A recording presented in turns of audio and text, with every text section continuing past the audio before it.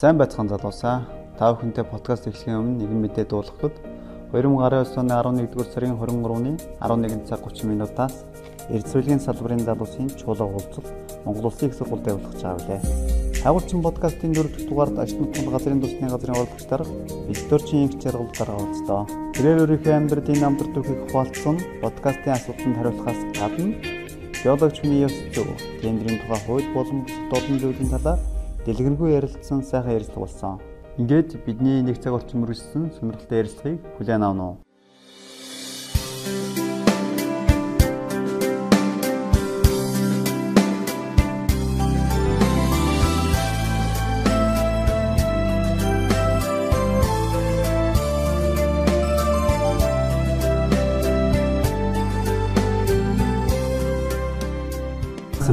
Сайхан намарч байна уу? Оо сайхан намарч байна. За сайхан намарчцгааж байна. Сайхан. За хайгуулчин подкастын 4 дахь дугаарыг эхлэж байна. За бидний урилгыг хүлээн авч одоо үнэтэй зөвлөгөө өөрийнхөө ажлын туршлагуудаас бидэнд хуваалцаж оролцож байгаанд баярлалаа. Тэгээд та манай подкастын сонсогчдод өөрийнхөө ажиллаж исэн тууш түүх намтраас хуваалцна. Монголын хайгуулчин залуу энэ холбооны үйл ажиллагааны 4 дахь эрхэм хүндтэй урилгыг хүлээн авч бас энэ подкаст нэвтрүүлэгт бас миний өнгөрүүлсэн туулсан амьдралыг бас залуу үед сургамжуулах талаас ярилцлага авж байгаа та хоёрт бас баярлалаа.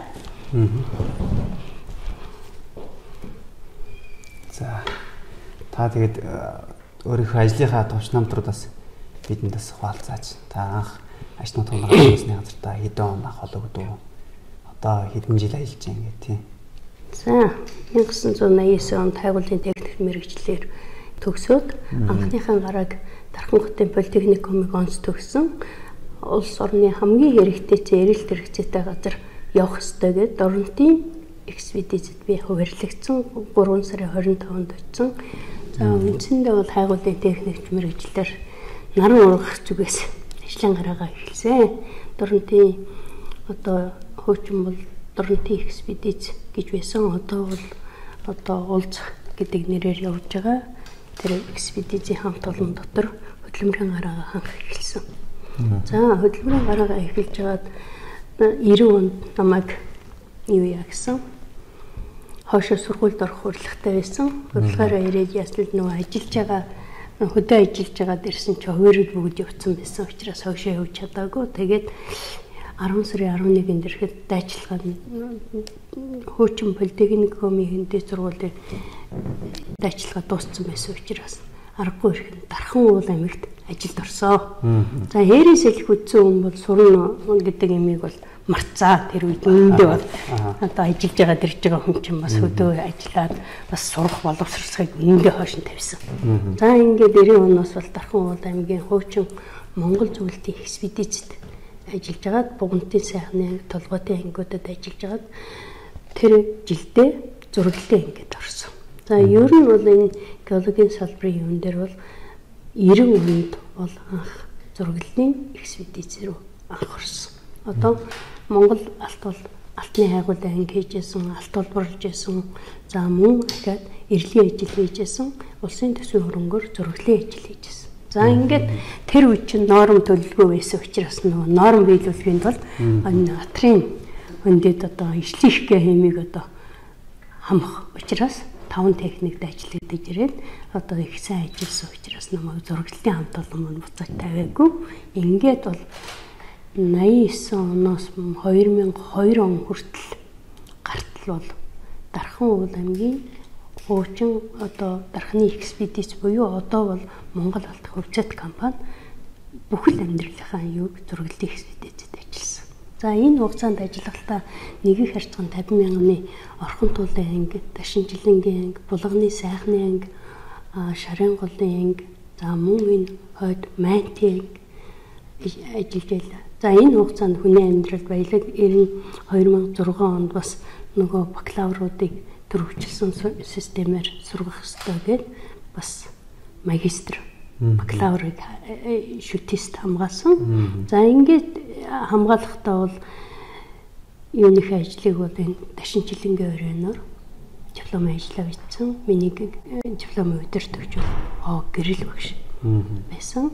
За энэ ажлыг хийснийхээ дараа дархны экспедиц бол надад бас нөгөө их ажиллаж бас юмд ийм махруу байсан зан чанарын минь хөндлөж ангийн бас удирдлагуудаас бас надад ангийн удирдах буюу ангийн дараа ангийн ахлах геолог бас ийм удирдлагууд тавьсан. За энэ хугацаанд бас Баруун Монголын 200 мянганы мэтлэгийн судалгаа бас эрдэмтэн багш стандар багш эрхэм хүндэт бас багш маань одоо бол бурхны оронд орсон энэ багшийн удирдлаганд 200 мянганы мэтлэгийн судалгаа хийхдээ ер нь энэ салбарт олж авсан одоо мэдлэгийн минь нийт 60% эндээс бий болсон. Юмыг харьцуулах, юмыг антаац, юмыг уужим сэтгэх. Ер нь бол нэгийг харьцан 50 мянганы зураглалын ажил гэдэг бол 6 листийн хэмжээнд сэтгэж 6 листийн хэмжээнд хүрч боловсруулсан хүртээмжгүй байсан юм билээ. За тэр мэтлэгийн судалгаанд оролцсоноор ер нь бол потенциал бол нэлээд тэлсэн юмыг их уншдаг болсон. За нийтдээ Баруун Монголын баян үйлгийн ховд ус говьтай Завхан аймгийн 923 листийн 200 мянганы тайлангийн хэмжээнд явцаа нэг давхарцсан тоо 48 бүрдэл 170 орчим фармацийн хэмжээнд юм уншина гэдэг бол толгойн потенциал ясан. За тектоник бүсийн хувьд бол үндсэндээ 5 бүсийн хэмжээнд юм үзсэн. За ийм учраас бол энэ одоо амьдралын минь хамгийн бас би өөрөө бас энийг бас бахархаж явдаг. Энэ их том хүрээтэй том цартай ийм ажилд оролцсонгоор тухайн хүн мэдлэг дээр нөгөө өөрийн онлын юм дээр хэрэг үйлдвэрлэл тэгээд хүсэл зорилгоор нийлж мэдлэг болж тэр мэдээллийг олж авдаг юм байна. Тэгэхээр бас энд бас гарахад миний энэ амьдралын намтарт бас их голлох байр суурь эзэлдэг. За 2003 оноос өнөөдрийг хүртэл ашигт малтмалын хэрэг эрхлэх газар болон ашигт малтмалын газар, ашигт малтмал газрын тосны газар, ашигт малтмалын газар, за ашигт малтмал газрын тосны газар гэдэг үндсэндээ давхарцсан тоогоор одоо өнөөдрийг хүртэл болон нийт 16 жил гарan одоо энэ байгууллагт ажилласан нийт 43 бүтэц өөрчлөгдөж за төр засгийн хувьд бол одоо үндсэндээ 4-5 засгийн нүүрүүдэд сайдын нүүрүүдэд ажиллаж байгаа. 2003 онд ашигт малтмал газрын тосны газар намайг анх мэрэгчлэлтэнгээр ирж байхад бол нэгийг харьцан 50 мянганы одоо суурь судалгаа бол тухайн үед 16.1 хэдхэн хөв бүрхэлтэй байсан. За метр квадратын өртгөн гэх юм бол 56 мянган төгрөг байсан шиг санагдаж байна. За геологч нарын авч ясан цалин бол 110-аас 250 орчим байсан баг. Байсан. За ер нь бол төрийн албанд анх эрэхтэй би 3хан зарчим барьж ирсэн. Төрийн албанд орохдоо бол нэгт хүн сурталгүй, хоёрт бол метр квадратын өртгийг нэмэн. За геологч өн цэнийг нэмэгдүүлнэ. За нэгийг харьцан 50 мянганы суурь судалгааны чанарыг дээшлүүлнэ гэсэн. За одоо ингээ эргээ харахад бол чанар бол нэг дээшлээгүй юм болов уу гэж боддог юм. Ягаад гэвэл нөө тооноос тооны хооронд яваад гитрхи чанар талдаа жоохон алдаа гарсан байж магадгүй гэж бодож байгаа. За өнөөдөр одоо энэ 2019 оны 10 сарын сүүл буюу 11 сарын ихээр эргээд харахад нэгийг харьцан 50 мянганы зураглалын өртөг өнөөдөр тийм ээ 270-аас 310 болсон байна. За геологчдын дундад цалин бол нэг 800-аас зарим газар 1200-аас 1500 болсон байна. За суурь судалгааны бааз бол нэлээд электрон болсон байна. Мэдээллийг бол их тийм болсон байна. Тийм учраас бол энэ. За нэгийг харьцан 50 мянганы зураглалын хэмжээ өнөөдөр засгийн газрын баталсан эрдэс хэлгийг төрөөс баримтлах бодлогын бичиг баримтанд хүрэх 40% үргэн гэсэн энэ зорилтод 41% хүрсэн байна. За ямар ч байсан тоо талдаа бол гэж. Одоо бол эргээд бол чанар тал руу анхаарах юм даа л гэж бодож байна. Тийм учраас энэ Монгол улсын нутаг дэвсгэрийг 100% бүрхэхэд ирээдүйн залуу халаа залуучуудын үүрэг оройл чухал учраас энэ тал дээр чанарт нь анхаарах хэрэгтэй юм л гэж бодмоор байна. Би бол одоо Буул уурхай геологийн энэ салбарт бол 30 орчим жил ажиллаж байгаа. Үүнээс бол төрийн албанд бол 18 дахь жилдээ ажиллаж байна. За ер нь бол яг өнөөдрийн энэ өндөрлөгөөс эргээд залуу үедээ бас хэлэхэд хүний намтар болон бас дардан буюу шулуун байдгүй.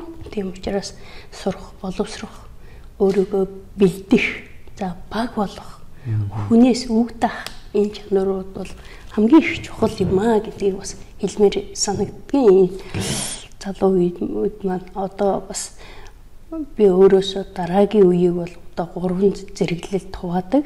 Яагаад гэвэл энэ 3 зэрэглэлд яагаад хуваах болсон юм бэ? Удирдах ажилтны өнөөдрийн энэ төвшнөөс харж байгаа дараагийн X үе, тэрний дараагийн Z үе, тэрний дараагийн Y үетэй ярьжлахад арга барил нөгөө тэр хүмүүстэй ажиллах нөгөө хэлбэр, хандлага, ёс зүй бол бас үргэлж өөрчлөгдөж байна. Бидний үед бол одоо геологийн юунд бол одоо дээд үеэсээ сурж хэлсэн үг нь бас эсний имиж тэрэнд одоо хэлснийг нь биелүүлж байсан бол дараагийн үе бол өөрт хэрэгтэй гэсэн мэдээлэл дээр л анхаарч төлөвлөө цаашаа явдаг болж. Тэрний дараагийн үеэр нөгөө онлайн буюу энэ YouTube бусад сувг мэдээлэлээр олон хэмжээний мэдээллийг авч байгаа учраас өөрийн байр суурь мэдээлэлээ бэлэн болгочоод тэгээ өөрт хэрэгтэй гэсэн хандлага, ёс зүйг орж ирж байгаа учраас энэ бүгдийг суурилсан мэдээлэл нь чухал юм байна. Тэгэхээр бол энэ бүх юмыг сувг одоо энэ бүх нээлттэй байлгахын орчныг бол удирдагч нар бол өөр дээрээ байн одоо шинжилэл өөрчлөлт хийх ёстой юм байна. За хуучин бол мэдлэг суурилсан, мэдээлэл суурилсан юм бол арга барил жоохон хоцрогдож байна гэж хэлж байгаа. Уучлаарай бас өөрийгөө бас шууд шүүмжлээд хэлж байгаа. Тийм учраас энэ залуу үеуд буюу та нарын дараагийн залуу үеийн тэргэл бол зөв хандлагатай өөрт одоо хэрэгтэй гэсэн юмдаа л орж ирж байгаа ийм үед бол тэр улсуудыг энэ салбарт төлөвшүүлж энэ салбарыг цааш нь хөгжүүлэхэд авч явахд бол энэ хандлага их чухал юм байна. Гэдэг бас сургамжтай л юм хэлье. За ингээд хоёлаа подкастынхаа үндсэн асуулт руу оръё. Тэгээд энэ жил Монгол Улс геологийн салбар үүсч өгчний 80 жил тохиож байна. Ийм учраас би эхний асуултаа таны энэ салбартай хэрхэн холбогдсон талаар асууя гэж бодож байна. Тэгээд та яг геологч гэх сайхан мэргэжлийг хэрхэн яаж сонгосон бэ? Энэ талаас хуваалцаач.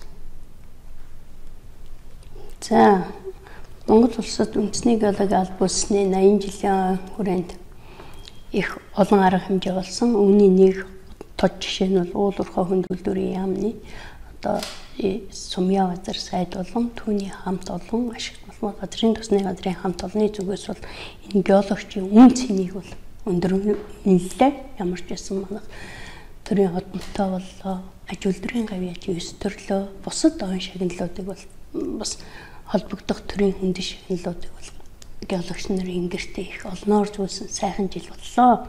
За хүний амьдралын бас энэ юунд геологийн салбарын мэргэжлийг сонгосон нь бол яг бас өчиргүй дур сурны нөрхөлтэй байгаа сонгоогүй. Гэхдээ хүний амьдрал баялаг юм болсон байна. Тухайн үе техникомыг онцдог гэсэн. За амьдралын ирэхээр хайгуулын хэр салхинд хүний очоогүй, хүний үзээгүй газрыг очиж үзэж туулж ингэж явсан тэр дур хүсэл маань илүү их энэ геологч болох сонирхолт минь хөтлөгдсөн байна. Би бас энэ геолог мэргэжлэлээр явж байхдаа бас насныхаа хантай учирсан манай хүн бас өрмийн мастер мэргэжлийн хүн.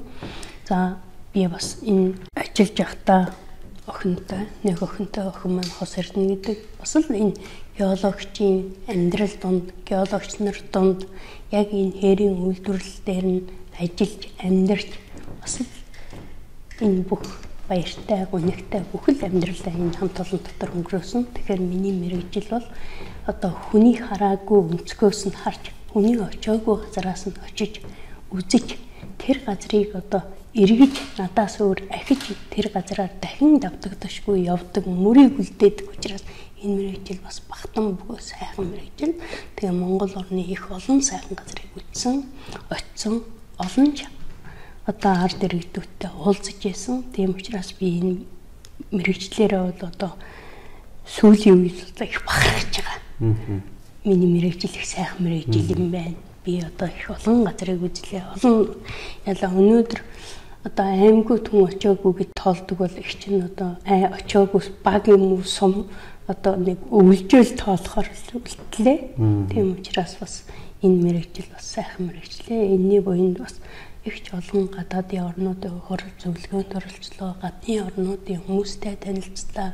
За мөн энэ тэнд докторант хийгээд ирж байгаа залуучуудтай уулзлаа. Тийм учраас бас мэрэгжлийн амт шимт гэдэг бол одоо 30 жилийн хөдөлмөр зарсны хүртэл их тийм үнэтэй өгөөд их сайхан байдаг юм байна. Тийм учраас миний мэрэгжил бол одоо хүн болгон мэрэгжил сайхан, хамгийн гол нь миний мэрэгжил бол тэрнээс илүү сайхан гэж хэлье да.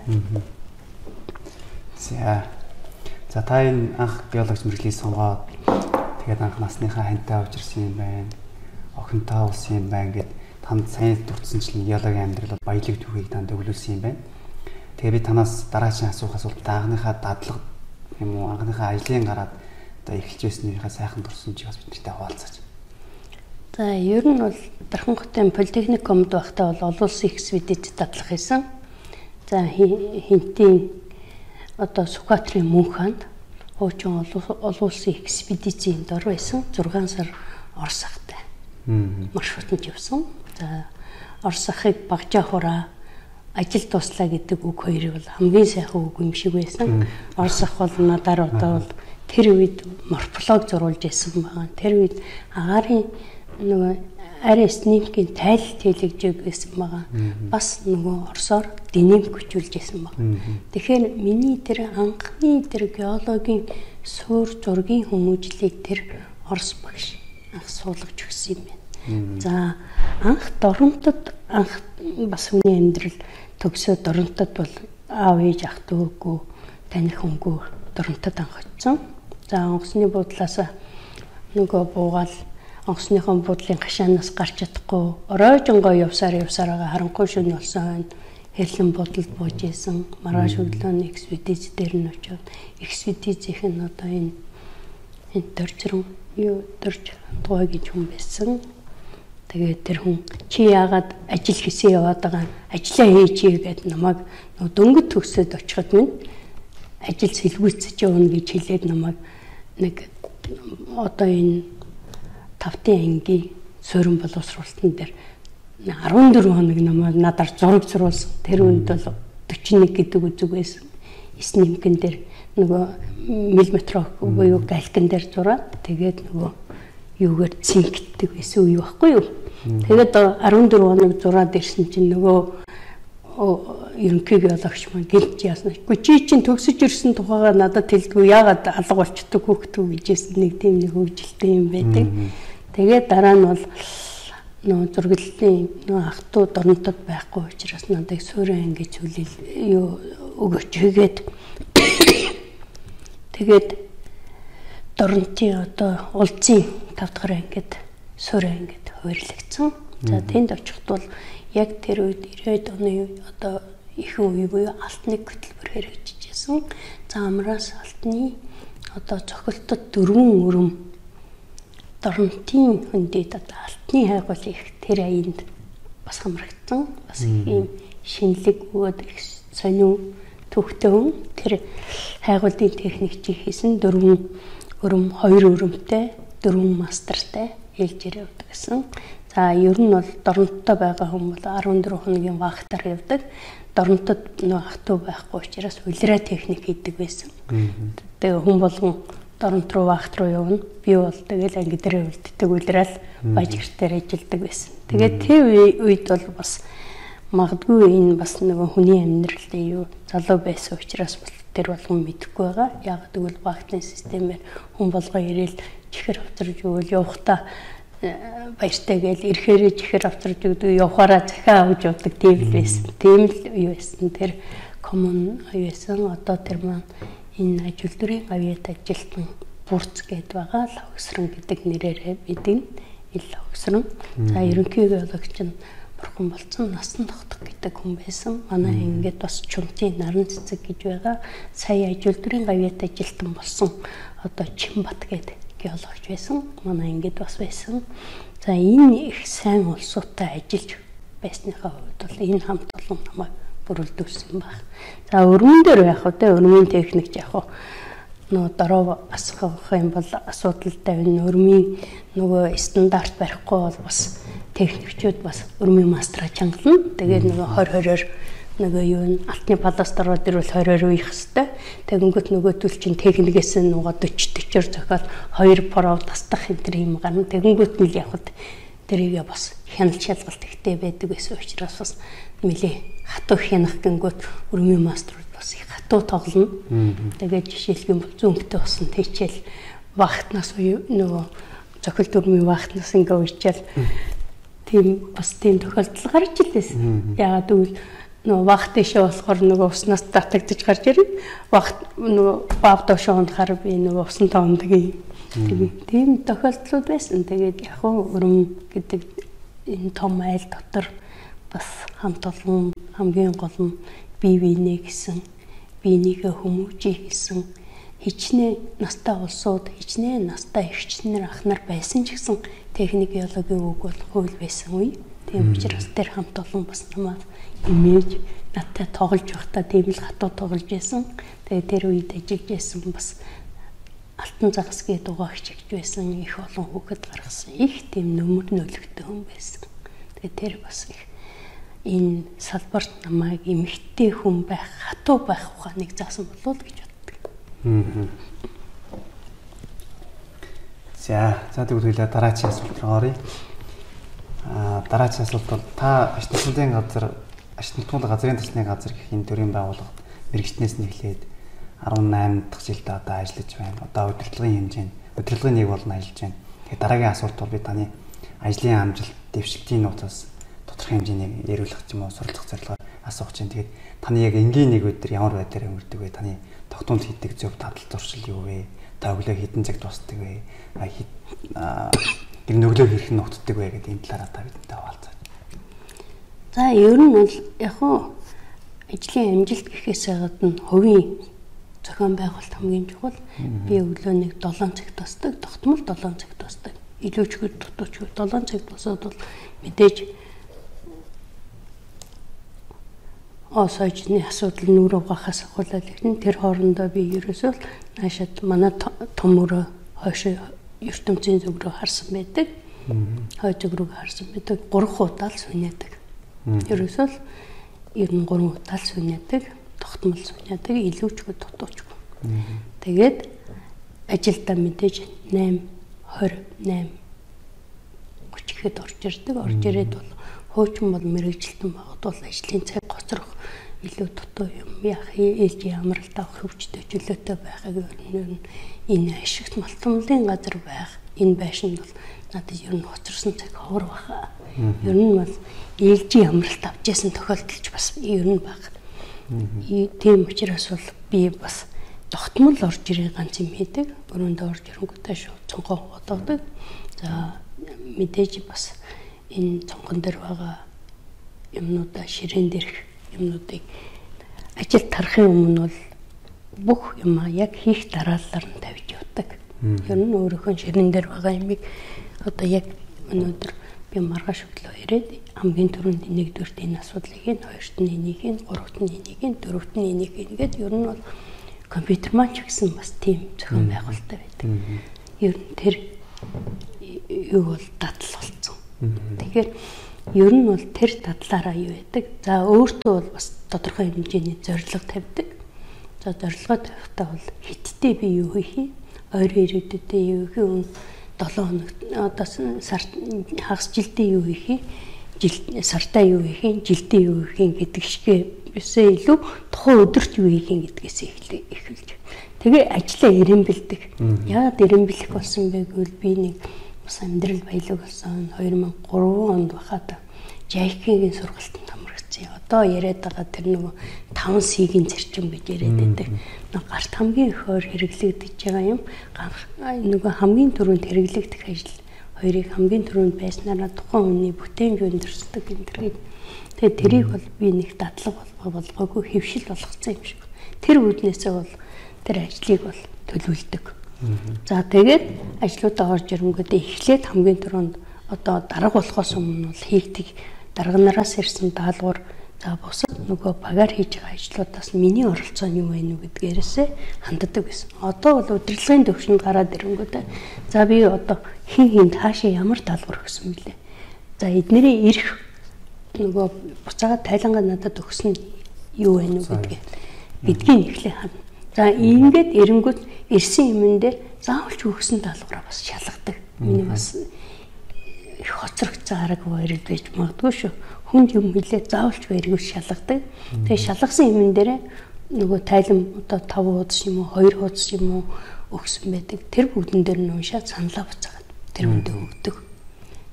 Тийм учраас бас миний бас энэ нэг ололттой юм уу амжилттай яваагийн нууц нь бас нэг энэ нэг зохион байгуулалтын юм болов гэж харддаг юм.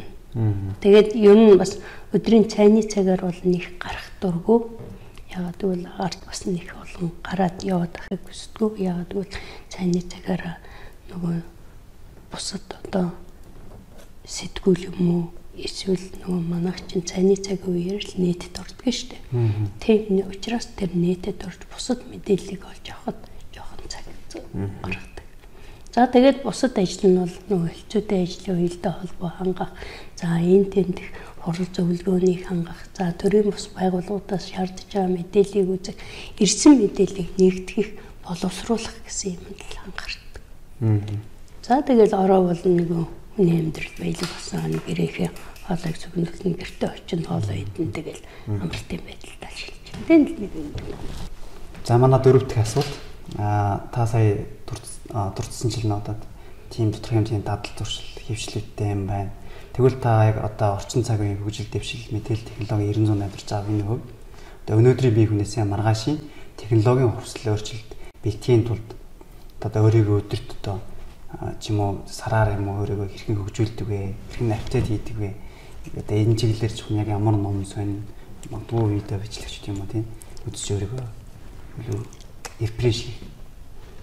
За ер нь бол бас нөгөө би хөөчөө хөө би мэдээлэл суурилсан хөө гэд бас суугаа юм уу нүдэн гэж ихэ бүглөө суугаад авахгүй мэдээж. Тэгээд орчин цагийн мэдээлэл бол одоо зурагтнаас ахуулаад видео огоор гарч байна. Бас анимашн хэлбэрээр явж байна. За мөн фэйсбүүкээр гарч байна, инстаграмаар явж байна. За бусад телевиз юм уу бусад ярилцлага хэлбэрээр аявуух явж байгаа хүчээр бол энэ талын мэдээллийг юу яадаг. Сүүлийн үед бол би бас энэ залуучуудын бас энэ чөлөөт клуб өглөөний цай эртэж хүн гэсэн юунд бас очиж сонирхлоо. Бас энд бас дан залуучууд бас байна. Бас настаа олсч бас хаяал нэг орчдөг юм байна. Очоод яхад бол 2 хүн гайхаж илээ та одоо ямар учраас ирүү яаж мэдв гэсэн би фэйсбүүк дээр хаягн дээр мэгчсэн энэ нөгөө нойтел дээр болдго юм байна. Тийм өглөөний цайнд орж үзлээ. За өглөө бас залуучууд өөрчлөгдөж байна. Хандлага нь бол өөрчилсөн байна. За бие биентэйгээ бас ингээд уулзаад ярихаас гадна фэйсбүүкийн юугаар бас мэдээлэл дамжуулдаг болчих. Тийм учраас тэр мэдээллээс хамгийн эрэлт хэрэгцээ өнөөдөр одоо энэ уулуурхай салбарт юу нь байх нь вэ? Эсвэл манай биологийн салбарт юу нь байх нь вэ гэдгийг төлхөө олж авахгүй бас нөгөө ном уншаад юм уу сэтгүүл уншаад байх нь бас хоцрогдож байна. Тийм учраас бас энэ багш нарын онлайн нэг юм хичээлүүд яваад байна. Би бас тэрийг үзсэн. Сая дэлгэр зөвтгой хийсэн байлаа. Бас хингой готов сурангой бас хийсэн байлаа. Би тэр хоёрыг бас үзсэн.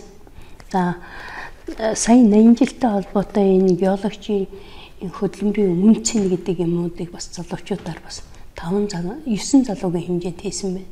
Бас энийг бас үзлээ. Тэгэхээр тэр залуучуудын өөрийгөө бас гаргаж ирж байгаа арга барил хийж байгаа одоо мэдээлж байгаа орчин тэр өөрийгөө боловсруулсан байдал нь бас өрөмц юм. Тэгэхээр энэ байдлаас нь бол бас нэлээд автаатай гэж байна. За сүүлийн үед бас хүмүүс намайг их гайхдаг. Одоо 50 гарсан хойноо бас сураад гэдэг. Их чинь 2018 онд түшээдээ сургуулийн эрх зүйчээр төгссөн.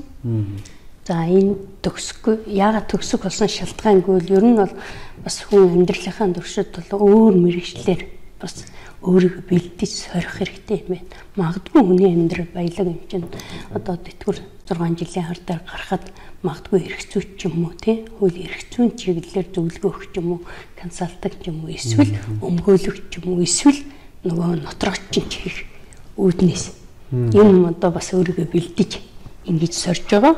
За энэ талаас. За сая хамгийн сүүлийн одоо сургалтанд та хийж амрагдав гэж түрүүчийн 7 хоногт энэ эрхэлсэн түвшинлүүдийн вакцины сургалтанд удирдлагын хэвтэн дээр 3 өдөр сургалтанд амрагдлаа. Энэ дээр бол удирдагч хүний арга барил болов залуу үетэйгээ за энэ мэдээлэл технологийн хэрэглүүдэд хэрэг хөл нийлүүлэн алах уу, яаж өөрийгөө хөгжүүлэх үү, бусдаач яаж сурах уу гэдэг арга барилын хичээлийг бас жаргал багшаас болон Бацангэл багш бусад багш нараас бас ингэ сонслоо. Тэгэхээр нэг сонсоод тэгээд дараа нь бол нөгөө бусдад түгээнэ гэдэг бол одоо хамгийн чухал үтнээс бол одоо эрхэлсэн түвшинлийнхээ хэмжээний энэ удирдагчийн хэмжээ миний мэдлэг бол өнөөдөр тархины жижигхэн төвжөө мулталж байгаа боловч би энэ ашигт молмол газрын тосны газрын хамт олон болон энэ салбарт ажиллаж байгаа нийт залуучуудын тархины төвжийг мултлах оньсон болох юмсан гэж хүсэж мөрөөдөж байгаа л хэлий. Тийм учраас одоо энэ мэдээллийг юу хийж байна. За тэгээд фейс дээр бас жоохон юм бичдэг. Өөрийн бас фейсийн юутэй. За өөрийн блог ажиллуулъя гэж мөрөөддөг. За блогоо бол хоёр янзаар ажиллуулна гэж бодож байгаа. Нэг нь болохоор энэ салбарын анхдагч материалыг ерөн залуучууд яаж бүрдүүлээд байгаа гэдэг талаас нь заавар зөвлөгөө өгөх маягаар блог. А нөгөөх нь болохоор тэр нөгөө заавар юу анхдагч материалтай холбоотой эрх зүйн бичиг баримтууд нь ямар байдгийг яагаад энийг бүрдүүлэх шаардлагатай гэдэг талаас нь би нэг юм нэг блог юм уу сайт ижил болох мөрөөдөж байгаа. Гэхдээ дөнгөж ингээ хөтөлбөрөө хийчихэл одоо нөгөө өөрийгөө ингээд харж байгаа ярих мэрх ч бас хүнд байна. Нэг тийм юм талаасаа нэг зааварчилгаа өгөх юм уу? Бусдад тэрэн болох талаас нь зааварчилгаа маягаар тийм сайтанд мэдээлэл өгье гэж бодож байгаа. За сүүлийн үед иргэдийн дунд геолог олуурхаан салбарын нийгэмд маш их хямж байгаа. Энэ мэдээж олон хүчин шалтгаан зүйл байгаа л байх та. Гэхдээ тэрнээс одоо манай салбарын мэргэжилтүүд болох одоо биднээс бас бус зүйл шалтгаалж байгаа. Тэгээд ийм болохоор дараачийн асуултыг харин геологч хүний ёс зүй гэж юу юм бэ? Өөрөөр хэлбэл геологч хүнд байх ёстой мэргэжлийн ёс зүй, этик энэ талаар та ярьж байна. За яг уу. Геологийн салбарын буюу уулуурхай салбарын хувьд бол энэ бол өөрөө том салбар. Том салбар учраас бас хил ам ихтэй байгаа. За ард иргэд болон олон нийтийн юунд бол одоо бас салбарын нэр хүнд унж байгаа асуудал бий. Энэ нь бол хоёр чиглэлээр үүдэг. Нэг нь бол одоо нөгөө хөрөнгө мөнгөтэй холбоотой байна. Нөгөөх нь болохоор хууль эрх зүйтэй байна. Нөгөөх нь хөрөнгө мөнгө оруулалтын талаас байгаа. Ийм үгээсээ бол хандж байгаа баг. Энэ бол том салбар учраас. За ер нь бол геологч хүн бол өөрөө бас ёс зүйтэй байх хэрэгтэй. Би бол одоо геологч нар өөрөө хуурамч юм хийдэггүй. Тийм ээ? Одоо жишээлх юм бол геологч гэдэг хүн бол мэрэгсэн буюу зөвлөх аваад ирлээ л гэхэд тэр хүн ёс зүйн дүрмөө уншсан. Тэгээд тэрэн дээр гарын үсгээ зараад нөгөө тамгаан бариад гарын үсэг зурж байгаа хүн чинь өөрөө ёс зүйгээ эхлээд өөрөөсөө шаардах хэрэгтэй. За би өнөөдөр энэ тайланг үзээд за энэ үнэн байна уу? Итгэл үнэмшлийн. За энэ дээжийг тухайн газраас авсан нь үнэн байна уу? За дээжээ аргачлалын дагуу лабораторид өгч үү? Тийм ээ? Лабораторийн итгэл үнэмшил нь зөв гарч юу? Боловсруулаад ирсэн бүх материалын эцсийн үр дүнгийн тайлангийнх нь бичлэлтийг би зөв хийж үү гэдэг тал дээр анхаарахын тулд эхлээд залууч бай бидний үеийн геологууд эхлээд бичиж байгаа тайлан мэдээ оролцож байгаа үйл ажиллагаан дээр чин үнэнчээр ажиллах хэрэгтэй. За яагаад энийг би бас сануулах гээд байгаа юм гэвэл одоо 90 он 80 оны одоо намайг анх хэрэг үйлдвэрлэлд техник геологоор очиж байхад зурглалын инженер байж байхад одоо гартаа хэмиг бүх зүхийг хөргөлдөг байсан. Яагаад гэвэл про зорчинд нөгөө итгэл үнэмшил муудчин. Тийм учраас тийм байх хэвээр. За лабораторид орж байгаа хүн нь бас зориултын малгайтай. Нөгөө дээжийг бохирдуулахгүй байх. Нэг дээжийг аваад нөгөө дубликатыг хийгээд дараагийн нөгөө стандартын дагуу үлээлгээд цэвэрлээд дээж баруун ордог. Нөгөө дээжний уутыг нь эргүүлээд заавалчгүй сэгсэрч ийж одоо ингэж дээж авдаг энэ байсан. Тэгэхээр энэ хандлага чиглэл маань тухайн хүний ёс суртахуун юм байна. Тэгэхээр одоо залуу үеч байна уу, бидний үеийнч байна уу, тухайн дээжинд хандаж байгаа юм да. За энийг чинь би өнөөдөр мөнгө гаргаад цаг гаргаад зав гаргаад ирээд хийж байгаа юм чинь хандлага нь зөв байх хэрэгтэй.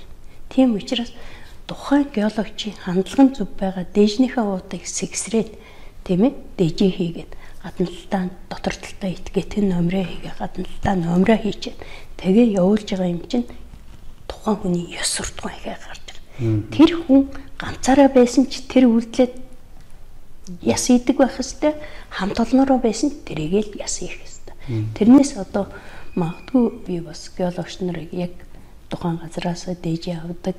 Тэр дээжээ стандартын дагуу шинжилгээндээ өгж байгаа. За тайлан мэдээгээ бас ямар ч байсан хурамч өгөхгүй байгаа гэдэгт бол итгэдэг.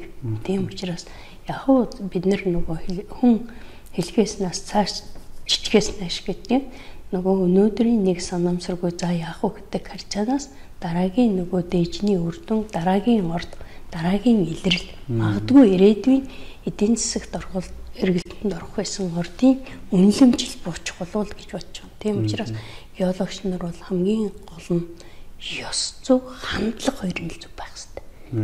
Гол нь юм идэхтэй, мэдхүйтэй гол нь биш. Хамгийн гол нь хандлага нь зөв байгаад тэр уутыг яс уяад, боогоод, дээжий яс аваад шинжилгээндээ өгсөн байгаа шинжилгээний үр дүн боловсруулж ирээд ирэх бол дараагийн асуудал байхгүй. Тийм учраас бол геологч нар болон залуу үе маань бас ёс зүйтэй хандлагатай байх нь чухал. Энэ салбарыг одоо бас орон нутагт явж байхдаа ч гэсэн бас энэ нөгөө салбарыг таниулах, ойлгуулах бид нар чинь зурглалын ажил хийж байгаа юм. Бид нар чинь ухдаг. Одоо овоолго үйлдэх нь биш. Өнөөдөр энэ байгаа байхгүйг тодорхойлж өгснөөр ирээдүйд 5 жилийн дараа юм 10 жилийн дараа иргэдэлд орох ирээдүйн ордыг болох. Эсвэл энэ ирээдүйд өмнө цагийн үед үүссэн ашигт малтмалаас гадна нөгөө хурдас хурамтал нөгөө фармац бүртлүүд тэр нөгөө түүхийн баримт байхгүй. Шийдлэх ухаан. Ер нь бол геологч нар бол бас ёрц суртахуун бол өндөр байх гэж би итгэдэг. Яагаад гэвэл эдгээр бол хийсвэр сэтгүүртэй. Ер нь бол тийм 3D моделийн загварыг хийсвэрээр сэтгэж одоо дээр үе юм бол начрын геометрт мундаг байсан улсууд нөгөө хийсвэрлэн бодох юм. Геологч бол өөрийн үжил бодлолтой хатуу байдаг. Өөрийн арга барил нь өөрсөндөө ондоо. Тэгвэл би ийм арга барилтайгээ бусдыг сонсохгүй байх нь бол биш. Бие биенээсээ харилцсан. Тийм учраас орон нутгуудад ажиллаж байхдаа нөгөө орон нутаг арт иргэдэд энэ салбарыг ойлгуулах, таниулах миний зөв үйлдэл одоо бусдын жишээ болох л жишээтэй гэдэг үднээс одоо залуучууд маань орон нутгуудад явж байхдаа соёлтой, хүнтэй хандлагатай, мэдлээд өнгөрөхтэй ч гэсэн бас тэгш мэдлээд тавтаа сайхан хаварч иж байна уу, амарч иж байна уу, таны бие тэнгээ сайн уу гэх жишээний өвлжээ хаварчаагийн сонирхоод тухайн хүний хандлага юмдаа харилцааны тэр талаасаа бас энэ ёс зүй чухал. За ер нь бол энэ сүүлийн үед энэ сошиаллоорч бас явж байгаа, ер нь залуучууч бас төрж орж ирж байгаа нөө хийсвэр оюун ухааны 90 буюу ёс суртахуун суурилсан болно гэдэг байгаа шин. Тэгэхээр энэ хандлага руу явахын тулд одоо би болон миний дараагийн үед тэрний дараагийн залуучууд ийм хандлага ямар байгаа юм бэ гэдэг талаас бас эргээд харах хэрэгтэй. Тэгээ ёс зүй гэдэг бол нөгөө бариад инээгээд үзүүлчих юмгүй боловч тухайн хүний одоо сурч боловсралсан хүмүүцэн орцсон өөрийнх нь юмд хандаж байгаа хандлага өөрийнх нь юмд хандсан хандлагаараа илэрхийлж байгаа нь ёс зүй юм болов л гэж би бодоод байгаа шин. Тийм учраас одоо энэ салбарын ёс зүйтэй байж нэр хүнтэй авч явах үүрэг бол мэдээж залуучууд одоо өмнө бол хамгийн их тулгарч байгаа. За. За дараагийн асуулт манай 6 дахь асуулт. Тэгээ дараагийн асуултыг би асуух маш их дуртай. Тэгээд яагаад гэвэл бүгдийг нь биш чухлын хийгсэн зарчим байдаг.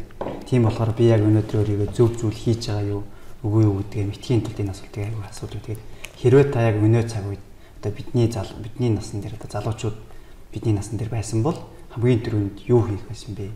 Юунд төлөв цаг зав зарцуулах вэ? Яагаад гэж асууж байна. Ер нь бол бас энэ бол нөгөө хүүхэд наснд хүргээд өгдөг галт тэрэг байдаг бол хүн бохон суундаа гэдэг нэг дуу байдаг. Тэрнтэй нэг адилхан хэрвээ надад ийм залуу нас эргээд олцсон бол хамгийн түрүүнд би хөлийг эрхэмлэх байсан. Хэлтэй бол соёлтой гэж ярив. За дор хийж одоо англи хэл, орос хэл хоёр бол хамгийн наацхан хэл. За мэдээж манайх бол улс чинь хойгоороо орос улстай ордоороо ядад улстай хэлж байгаа учраас эдийн засгийн өнөөдрийн потенциалыг хараад үзсэн ч гэсэн мэдээж хятад хэл бас хэрэгтэй байна. Тийм учраас бол залуучуудын төвшөнд байсан бол одоо ямар ч байсан хэл сурах байсан. За дараагийн хамгийн одоо бас хэлнээс илүү чухал юм юу вэ гэвэл одоо биеийн бэлтэржүүлэх талын юм чухал байжээ. Ягаад гэвэл хүний амьдрал бас энэ амьдрах явцдаа хүн ажил гэр гэл явж байгаа өөрийгөө нөгөө хөгжүүлэх буюу өөрийнхөө дархлааны энэ системийг бас тодорхой хэмжээгээр гажуудж явдаг юм байна. Тийм учраас бас энэ өөрийгөө бэлтэржүүлэх, бие хүн болох талаас энэ ачаалал таах чадварыг бас тэгш барьмаар юм байна. Одоо бол залуучуудад бас хамгийн чухал нь бол одоо нэгт бие бэлтэржүүл, хоёрт хэлтэй бол, за гуравт нь бол хууль эрх зүйн мэдлэгтэй бол гэсэн ийм гурван шаардлагыг тавьмаар байна. Хэрвээ би та нарын насанд очсон бол хамгийн түрүүнд одоо бэлтэржүүлэх төв рүү явах байлаа, дараагийн удаа хилэн дээр очих байлаа, тэгээ хууль дээр очих байлаа. Тэгээ бүх бидний амьдралын эргэн тойронд болж байгаа бүх юмс маань одоо хэл одоо олон улсын түвшинд ч гэсэн, орон зайд хүрээндээ ч гэсэн хэлтэй, соёлтой, эрх зүйн харилцаа хуулийн хүрээнд явж байгаа учраас энэ гурван мэдлэг бол яалчгүй хэрэгтэй. Тэгэхээр би одоо залуу биологч нараа хамгийн түрүүнд одоо та нар минь хэл сураач. Хуулийн мэдлэгтэй байгаас гэж л хүсмээр байна. Би ийм одоо залуу байсан бол хамгийн түрүү энэ рүү орохоор байлаа. За дараагийн асуулт. Дараагийн асуултыг би мэрэгжлийн гэхээс илүүтэй манай салбарыг сонирхож байгаа. Мөн одоо иргэдтэй мэдээлэл болох хүнээс асууя гэж бодож байна. Тэгээд ер нь хайгуулын бол машлтын лицензийн онцлог дээрийг хэрхэн олгодог, зөвшөөрлийг ханаас харуулдаг, мөн одоо улсын төсвөр гүйцэтгэж байгаа судалгааны айлуудын онцлог нэгдгээрээс ямар ялгаатай гэх зэрэг талаар та мэдээлэл тайлбар хийж өгч байна. За хуучин бол яг хайгуулын тусгай зөвшөөрөл, ашиглалтын тусгай зөвшөөрөл, улсын төсвийн хөрөнгөөр хийж байгаа судалгааны ажил гэдэг үндсэндээ бол 3 том асуудал л да. Гэхдээ энийг бол ярихын тулд бол эхлээд ашигт малтуулын тухай хуулийг ярих хэрэгтэй. Ашигт малтуулын тухай хууль бол 97 онд анх батлагдаад тухайн хуулийн дээр хайгуулын тусгай зөвшөөрлийг бол хэн төрүүлж ирсэн хүн бол тухайн үед бол өргөдөл өгөөд координатаа зураад 250 мянган төгрөгөө төлөөд авч ирсэн үе бий. За тэр бол иргэн дээр авч ирсэн үе байна. За тэр чинь 2006 оны үе хуулийн этгээд болсон юм. Бүх тусгай зөвшөөрлүүд хуулийн этгээд болсон. За тэр үед бол хайгуулын тусгай зөвшөөрлүүдийг ясан. Нийтдээ бол Монгол улсны нутаг дэвсгэрийн хэмжээнд бол одоо бол өнөөдрийн хүчин төгөлдөр байгаа бол 7% нь тусгай ашиглалтын буюу тусгай зөвшөөрлөлтөй байгаа. Ашиглалт хайгуулын тусгай зөвшөөрлөлтөй. Онцлог нь гэх юм бол хайгуул бол ерөөсөө суурь судалгааны ажлыг хийх, ирээдүйн ордыг бий бол эрэл хайгуулын ажлыг хийгээл нөөцийг эрдэс илгийн зөвлөөр оруулаад 9 жилийн хугацаатай болгогддог. 9 жилийн дуусаад хуучин бол 12 жил нь дуусангууд болдог гэсэн. Хуучин хуулиараа энэ чинь нөгөө ашигт малтуулын хуучин үндсэндээ давхарсан доогоор одоо 5-6 удаа өөрчлөгдсөн болохоор хууль болгоных нь онцлог ондоо учраас бас ялгадаг зөв. Ер нь хайгуулын тусгай зөвшөөрөл эзэмшиж байгаа хүн бол эхлээд лицензийн төлбөрөө төлнө. Тухайн жилийн зарлалын тоо хэмжээгөө хүргэн тухайн жилийн гэхээр нэгдэх жилийн ашигт малтуулын тухай хуулийн дээр нэгдэх жилийн 1.5-аас тэдгээд хэмжээнүүдээ 2 дахь жилийн тэдгээд ингээд 9 жил хүртэл энэ төлбөрүүд нь байгаа. За яагаад энэ ашигт малтуулын тухай хуулийн заалтыг хэлэх гээд байна вэ гэхээр хайгуулын тусгай жүжигөөр эзэмшиж байгаа хүн бол нөгөө юуг зардлын доод хэмжээг хүрэхгүй байх нь энэ ашигт малтуулын тухай хуулийн дээр цуцлах, дуу сургах үндэслэл болдог. За эдгээр учраас бол хайгуул хийж байгаа хүн болгон бол зардлын доод хэмжээг хүргэх ёстой. За ашигт малтуулын газарт бол хайгуулын тусгай зөвшөөрөл эзэмшигч юу гэдэг юм бэ? Нэгт гагийн төлбөр өгнө. За тухайн жилийн төлбөрийг өгнө. За хайгуулын ажлын төлөвөг өгнө. Хайгуулын ажлын тайлангаа өгнө. За одоо 2019 он гэхэд чинь 2018 оны тайлан өгөх гэж байна. 18 оны тайлангаар нь бид нар бол газар дээр нь уулын болон өрөмдлөгийн хайгуулын ажил хийсэн бол газар дээр нь дараа жилийн хянан баталгаажуулахыг тухайн хайгуул судалгааны хэлцээс шалгадаг. За тэрүүгээр нөгөө зардал тооцоо хянагддаг. За хэрвээ тухайн хүн хайгуул нь үр дүнтэй болоод ирэх юм бол нөөцийн тайлан бичдэг. За нөөцийн тайлан бичснээрээ эрдэс байлиг мэргэжлийн зөвлөлд шинжээчийн өгөөд зөвлөлөөр тайлангаа оруулснаар дараагийн ашиглалтын лиценз рүү шилжих горимд орж байгаа. За ашиглалтын лиценз боллоо гэдэг нь бол нөөцтэй байдаг. За нөөцтөн дээр буюу геологийн нөөц, төрлийн нөөц, олборлолтын нөөц гэдэг ирээдүйнгүүд ашиглалтын нөөц болоо явж байна. За ашиглалтын тусгай зөвшөөрлөг гэдэг бол 30 жилээр олгогддог. За олгогдсныхаа хэмжээ мөн гагийн төлбөрийг хайгуулын ажлын төлөвлөгөө тайлангаа өгдөг. За үүн дээр үндэслээд нөөцийн одоо юу гэх ашиглалтын тусгай зөвшөөрөл авсныхаа даруйд техник эдийн засгийнхаа үндэслэлийг боловсруулж өгдөг. Техник эдийн засгийн үндэслэл боловсруулад өгсөн одоо нөөц маань ирээдүйд нөгөө байгаль орчны яамны менежментийн төлөвөө нэрвэжсэн төлөвлөгөөд бусад нөгөө мэргэжлийн хяналтын газар болон байгаль орчны яам бусад нөгөө хууль эрх зүйн байгууллагатай харьцах юм. Одоо бол ашигт малтуулын тухай хуулинд бол ерөөсөө ашиглалтын хайгуулын тусгай зөвшөөрлийг зөвхөн сонгон шалгуулалтаар өгч байгаа. Зөвхөн хуулиар. За ирэх 2018 онд бол сонгоны нийт талбайг бол 8.5 гааг бол сонгоноор олгоно гэж зарласан. Тэгээд зөвхөн тэрнээсээ сонгоны журмаар болгож байгаа. Сонгон хийгдэх талбайг 10-10-аар нь багцлж бичээд уул уурхай хүнд үйлдвэрийн яамны геологийн бодлогын газарт эргүүлнэ. Бусад хоригдсон давхцсан хуулийн хязгаарлалд ороогүй байх юм бол тухайн газрын сонгоныг зарлах талбайд орж байгаа. За ингээд сонгоноор олгогдож байгаа талбай маань одоо хайгуулын лиценз болж гарч ирж байгаа. Тийм учраас одоо хайгуулын гэдэг юм маань одоо сонгон гэдэг юмар явж байгаа. Хуучин бол өмнө нь бол хин төрүүлж ирсэн авч ялаа. За тэрний дараа хин төрүүлж захимд бүртгүүлсэн авч ялаа. За одоо бол сонгон. Үнэхээр чинь юм бас шинжлэгдээлээ. Ер нь бол аль ашиглалтын ч үгүй хайгуулын ч байна уу? За тусгай зөвшөөрөл эзэмшигчийн эрх үүрэг ашигт малтуулын тухай хуулинд бүрэн суугаад өгсөн байдаг. За энэтэй холбоотой яг ашигт малтуулын газрын тусны газрын зүгээс бол геологийн хэлтс бол геолог хайгуулын төлөвөөг нь хяндаг. За уурхай үйлдвэр технологийн хэлтс болон нүүрсний судалгааны хэлтс бол уулын ажлын төлөвлөгөө тайлангийн хяна. За хууль эрх зүйн бол бусад нөгөө хоригдсон хязгаарлагдсан хууль буюу нөгөө хүчинтэй байх хугацаанд төлбөрөө төлөөгүй эсвэл зардлын доод хэмжээ хүрээгүй эсвэл дуусгар болсон юмнуудыг хууль шүүхээр явсан тохиолдолд сэргээх эсвэл хүчингүй болгох ийм салдар. За үүн дээр одоо хянах эрх бүхий байгуулна улсын мэргэжлийн хяналтын газар байдаг, мөн байгаль орчны аялал жуулчлалын яам байдаг. За энэ юунууд нь бол ерөнхийдөө нөгөө нөхөн сэргээлтэлдээ нөгөө техник технологийн горим алдчих үгүй юу гэдэг талаас нь хяндаг. За одоо бол байгаль орчны яам болон мэргэжлийн хяналт бол орон нутгуудад бол хүмүүстэй учраас бол байна. Ашигт малтуулын газарт бол одоо орон нутгуудад бол хөл бол байхгүй. Тийм учраас бол нөгөө байцаагч буюу газрын харилцааны мэргэжилтгээр нь дамжуулж байдаг мэдээлэл өгдөг. За тэгээ улсын төсвийн хөрөнгөөр хийгдэж байгаа судалгааны ажил энэтэй яаж уялддаг юм бэ гэвэл геологч нар бол үндсэндээ одоо сүүлийн 160-аад орчим тайлан дээр геологчийн баримтаараа зохиогсон эдийн төлөвийн зураг гэж байгаа.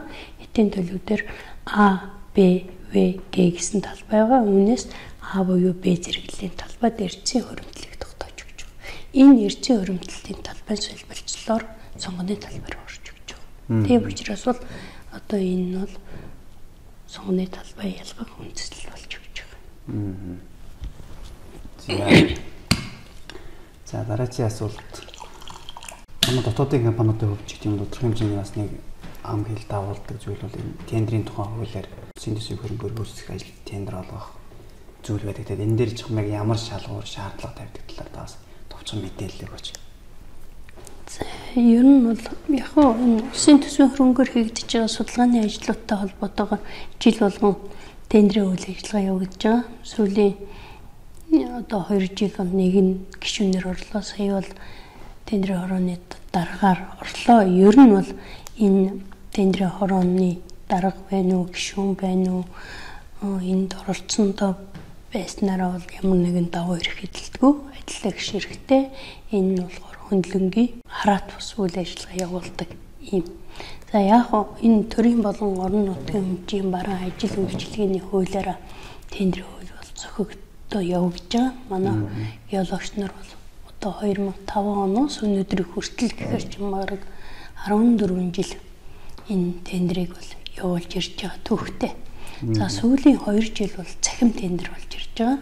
Онлайн системээр шууд датагаа нөгөө 150 50-50-аар ингээд 6-аас одоо өгж байгаа материалаас багтаамжаас болоод 150 баттаар ингэж юу яаж илгээдэг юм лээ шүү дээ. За эхлээд бол тендерт бол үндсэндээ тендерийн хороо байгуулагддаг. Тендерийн хороо байгуулснаар тендерийн баримт бичгийг боловсруулдаг. За тендерийн баримт бичиг бол тэр тендер материал болон тэр тендерийг зохион байгуулах юуны гарын авлага. Тэгээд тэр материалаа бүгдөнгөр нь батлуулаад окей болоод ирэнгүүт нөгөө тендерээр зарладаг. За ингээд ирэнгүүт яг олон жилийн дундажаар юу хахад болоо манай геологч нарт бас энэ тендертэй холбоотой янз янзын хардлага байдаг. Гэхдээ хүн болгон хардлагатай байна гэд хүнийг хүтгэж болохгүй. Тийм учраас бас энд бол соёлтой буюу бас өөрсдөө бэлдэх хэрэгтэй юм байна гэдгийг бас хэдийн юм дээр анхаар. Төрийн болон орон нутгийн хэмжээний бараа ажил үйлчилгээний 14-өөс 16 дугаар зүйлэн гэж байгаа. Нийтдээ 21-ээс 22 асуултын дагуу ингээд чеклээ бүрдэх ёстой. Бүгд стандарт маягтын дагуу ирдэг юмнууд. Тэгтэл тэрийг бол бүрдүүлдэг манайх нийтлэг дутагдал. За гэрчилгээ нь байна. Эсвэл нотороор батлуулаагүй байна. Тодорхойлт нь байна. Гэтэл тодорхойлт нь нөгөө хуулийн шаардлагын дагуу аваагүй ч юм уу. За эсвэл нөгөө нэг харилцагч банкны тодорхойлт гэхээ харилцдаг нь үнэнч гэдэг юм уу? Эсвэл данстай үнэнч гэдэг юм. Гэтэл нөгөө төр хуулийн дээр бол үгчлээ заасан байдаг учраас тэр шаардлагыг бас хангадаг. За дараа нь болохоор бол нөгөө юунийхээ компаниудынхаа туршлага нөгөө ажилчдынхаа CV гэхдээ янз янз өгдөг. Жишээлх юм бол яг энэ бас нөгөө компаниудын бас нууцтай холбоотой тендерийн өөрөө хууль нь өөрөө тийм бас нөгөө тэр болгон нээлттэй бас мэдээллийг задлдаггүй учраас бас их товчхон хэлэх юм бол одоо танилцуулга зарим нь их дэлгэрэнгүй бичдэг. А зарим нь бол компани туршлагагүй болохоор нөгөө хувь компани дотор байгаа хүний туршлагыг компани туршлага гэж бичдэг.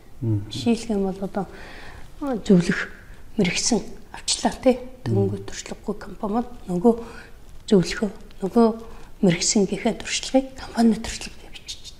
Тэгэхээр нөгөө тавих гээд байгаа оноо байвал 4 байхгүй бол 0 дутвал нөгөө 2 гэсэн тоо байгаад тахаар нөгөө хүн бол одоо 5-аас 7 гишүүн суудаг, 7-оос 5 гишүүн чинь энийг одоо компани туршлага гэдэг байгаа үстэй.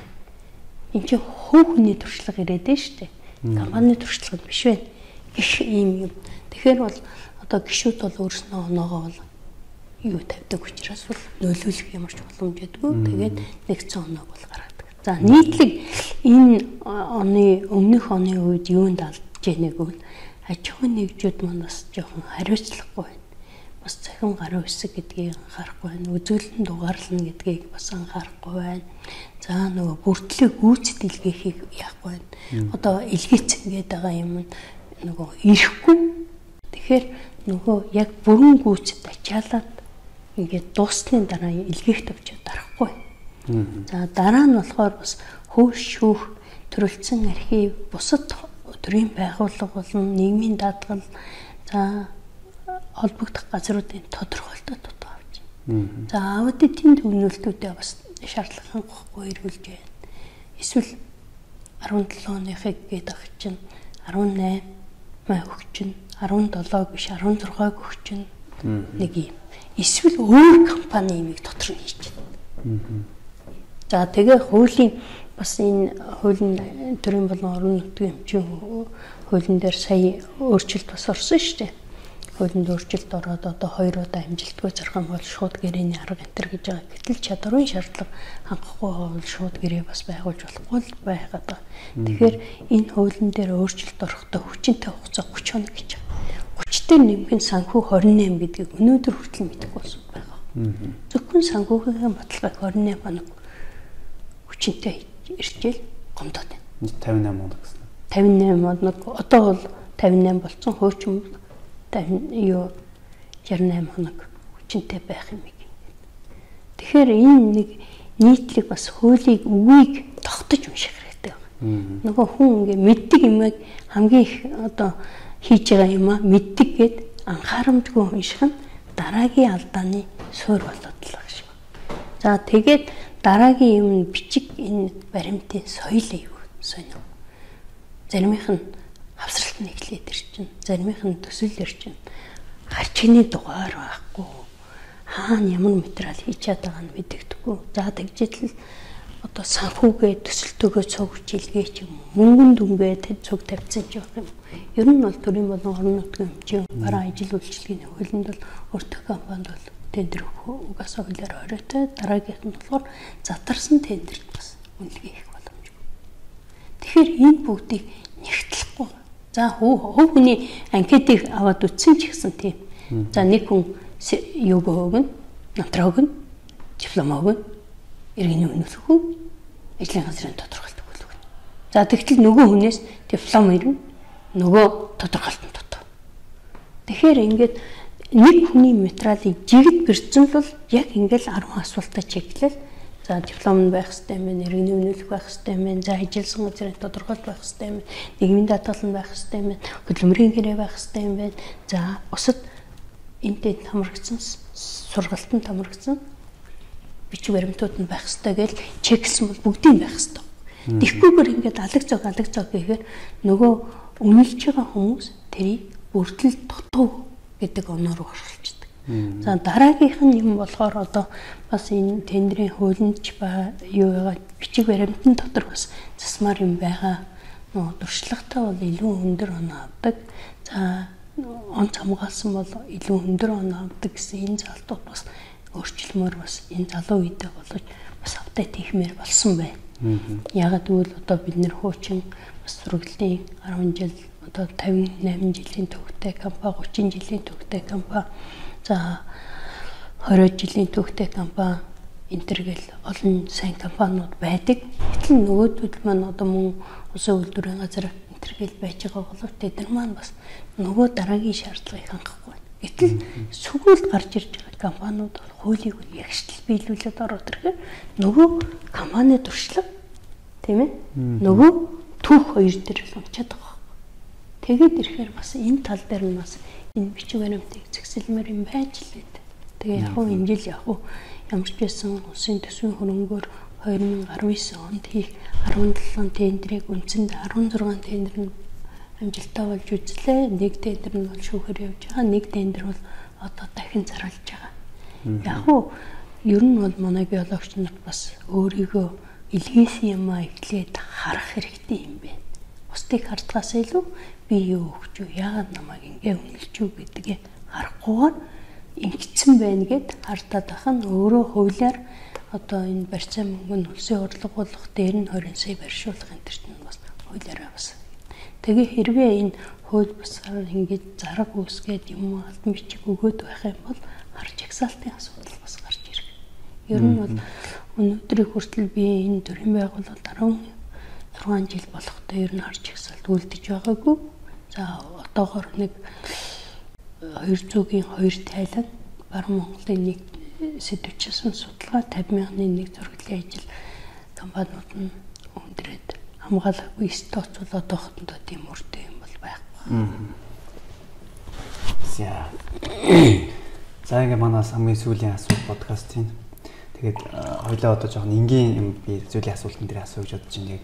Та ер нь чөлөөт цагаараа хвчлэн юу хийдэг вэ? Таны хобби, сонирхол юу вэ?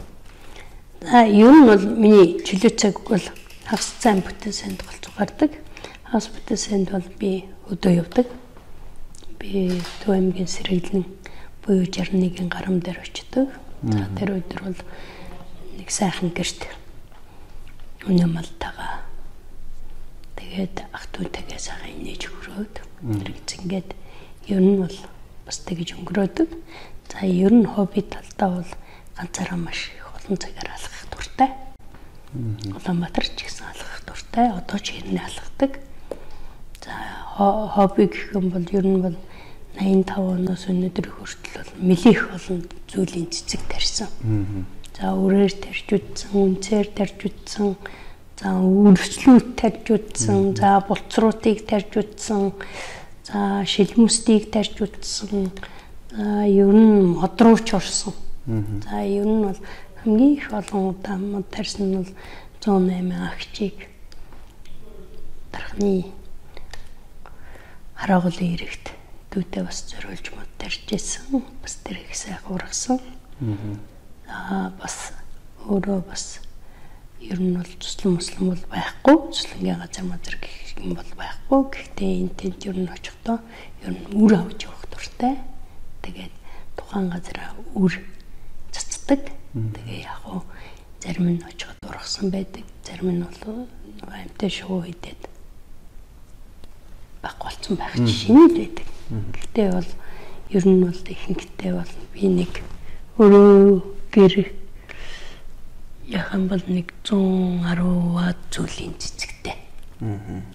Ер нь бол миний хобби бол миний их цэцэг байдаг. Ер нь ямар ургамалтай зохицож ургадгийг, ямар хөрсөнд тариул ургадгийг гэдэг талаас бас жоохон анализ хийдэг. Миний ер нь бол мөчөрч байсан усан суулгахад юм уу шорон суулгахад ургадаг. Тэгэхээр би бас өөрөө бол бас өөрийгөө бол нэлийн сайн нэрхтэй гэж бодоод баясаа яваад идэг. Ер нь энэ талдаа одоо их хоббитэй. За ер нь бол бие хүчний ажлаас бол тийм нэлийн тийм нэг одоо хуучин бол гэр хороолт байсан хүн бол мэдэх ба. Тийм нэг өвс гашаа одоо мод өрөөдөх энэ тал хоббитэй. Яг тэгвэл мод өрөөдөхөр ингээд дамнуур дээр тавьсан мод ингээд сөмөр ингээд тасарч байдаг. Тэгээд тэр өрдөн ингээд нүдэн дээр дандаа ингээд харагдаж идэг учраас би бас их стресс зүйтэй. Мод өрөөдөх юм уу? Тэм нэг бий болж байгаа бүтээгдэхүүн харах их дуртай. За ингээд манай подкаст энэ дээрээ дуусч байна. Тэгээд та манай залуучууд бол манай сонсогч тандаад нэг сайхан эерэг уриалга, нэг бол эерэг сайхан зөвлөгөө өгөөч гэж хүсэж байна. За ер нь бас энэ Монголын хайгуулчин залуучуудын холбооны энэ юунд ярилцлаганд орсондоо бас баяртай байна. Тэгээд би бас нэг үгийг хэлэх дуртай. Яагаад тэр үгийг хэлэх дуртай вэ гэвэл дарханчуудын хэлэх ёстой үг. За тэр үгийг хэлье. Яагаад гэвэл би хийхгүй бол хийхүү, одоо хийхгүй бол хизээ хийхүү гэдэг энэ дархныхан бас уриалдаг. Тэр юугаар би бас дарханд багтаа бас замын цэвэрлж исэн болон энэ хотыг төгжүүлж исэн улсуудад ард цай бас буцалгаж авчиж өгчсэн юм энд байсан. Тийм учраас залуучууд одоо та нар хийхгүй бол хийхүү, одоо хийхгүй бол хизээ хийхүү гэдэг ийм урандаар бүгдөө тэгээд өнгөрсөн юм гэж бодохгүйгээр одоо ирж байгаа ирээдүйн юм үргэлжлэн нээлттэй гэгээлэг байгаасай гэж хүсээд тэгээд залуу бүхэнд урт чинь одоо асар их боломж байна. Асар их ирээдүй байна. Тэгэхээр тэр ирээдүй рүүгээ тэр боломж руугаа эсвэл ганцаараа байж болдгүй юм бол багаараа эсвэл хамт олноороо эсвэл бүлэг нөхдөөрөө энэ оргилд хүрээрээ л гэж хэлсэн. Тэгээд энэ оргилд хүрээд гарсан хойноо магадгүй хүн болгон бас дурсаж бас миний энэ ярилцлаганаас хэрэгтэй үг байвал аваад сургамжтай зүйл байвал санаад амьдралдаа хэрэгжүүлээд юм уу авна үз. За хэрэггүй юм байвал за хоцрогдсон арга барилтай үе юм байна. Инээс ч юу сурах вэ гэж бодож байвал автаа их санал хүсэлт байв юм бол надад дуртай яйлж болно. Миний утас болон Facebook хаяг үргэлж нээлттэй хавхалнаа. За баярлалаа. Бидний урилгыг хүлээн авч бидээ илүү дэлгэрэнгүй бас юмтай зөвлөгөө өгсөн сайхан ярилцлага хийсэн танд баярлалаа. За баярлалаа. За ингээд танд эрүүлийн сайн сайхныг хүсье ялдамд. За өдрөөс өдөрт сараас сард хөгжиж суралцъя гэсэн чинь хүсэлт нь манай залуус нэгийг бодогдуулж хоёрыг тунгах байхаа гэж найдаж байна. Ингээд танд баярлалаа. Ты уехала в знойные степи, я ушел на разведку в тайгу. Над тобою лишь солнце палящее светит, надо мною лишь кедры в снегу. А путь далек и долг, и нельзя повернуть назад. Держись, геолог, крепись, геолог, ты ветра и солнца брат.